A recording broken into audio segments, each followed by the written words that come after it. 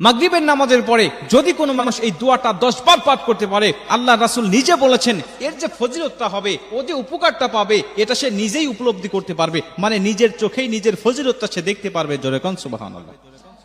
মুসলমান ভাইরা আমার, আল্লাহ রাসূল সাল্লাল্লাহু আলাইহি ওয়াসাল্লাম তিরমিজি শরীফের 3534 নম্বর হাদিসের মধ্যে বলেছেন, মানুষ যখন এই দোয়াটা বেশি বেশি পাঠ করবে, বিশেষ করে মাগরিবের নামাজের পরে যদি কোনো মানুষ 10 বার এই দোয়াটা পাঠ করতে পারে, ওর ফজিলতটা এত ব্যাপকভাবে হবে যে আল্লাহ রাসূল তিরমিজি শরীফের মধ্যে এই হাদিসটা বর্ণনা করেছেন। একটা হাদিসের ভিতরেই আল্লাহ রাসূল চারটি ফজিলতের কথা বর্ণনা করেছেন। জোরে কোন সুবহানাল্লাহ। চারটি ফজিলতের কথা একটা হাদিসের মধ্যেই বর্ণনা করে দিয়েছে। মুসলমান ভাইরা আমার, খুব মনোযোগ দিয়ে শুনে নেবেন।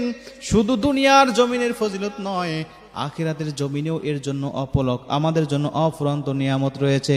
আমি দোয়াটাকে বলে দেই, এরপরে ফজিলতের কথাগুলো আপনাদেরকে বর্ণনা করতে চাই।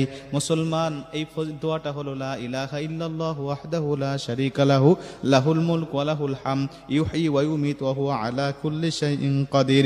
এই দোয়াটা আমরা অনেকেই জানি, আবার যাদের মুখস্থ নাই, এই অল্প সময়ের মধ্যেই কিন্তু মুখস্থ করে নিতে পারেন। আমি আবারও বলে দিচ্ছি, লা ইলাহা ইল্লাল্লাহু ওয়াহদাহু লা শারীকা লাহু লাহুল মুলকু ওয়া লাহুল হামদ ইউহয়ি ওয়া ইউমীতু ওয়া হুয়া আলা কুল্লি শাইইন কাদির।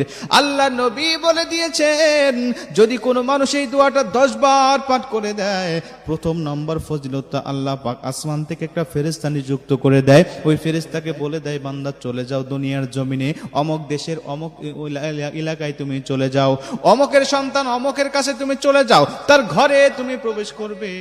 ওর ঘরে প্রবেশ করে তুমি সারা রাত তাকে সিকিউরিটি হিসাবে তুমি পাহারা দিবা। জোরে কোন সুবহানাল্লাহ।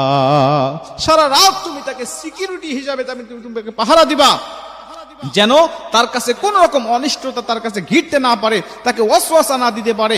মানুষ শয়তান, জিন শয়তান, খবিশ শয়তান, খান্নাস শয়তান, নাফস শয়তান, ইবলিস শয়তান, সকল প্রকার শয়তান হাত থেকে তুমি তাকে হেফাজত করবে, বান্দার যেন কোনো সমস্যা না হয়। এই সিকিউরিটি দেওয়ার জন্য আমি আল্লাহ পাক তোমাকে নিযুক্ত করে দিলাম।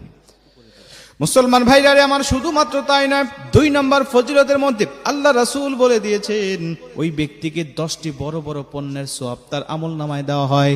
যে 10টি পুণ্যের সওয়াবটা আল্লাহ পাক সন্তুষ্ট হয়ে যায়, আল্লাহকে সন্তুষ্ট করার মতো বড় বড় সওয়াব তার আমলনামায় দেওয়া হয়।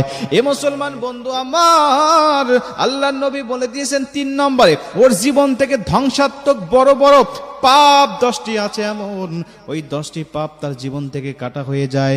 আল্লাহ পাক ওই 10টি পাপ তার জীবন থেকে মুছে দেয়, কেটে দিয়ে দেয়। এজন্য বান্দা আল্লাহর বেশি প্রিয় হয়ে যায়। 10টি গুনাহ মুক্ত হয়ে যায়, আবার 10টি সওয়াব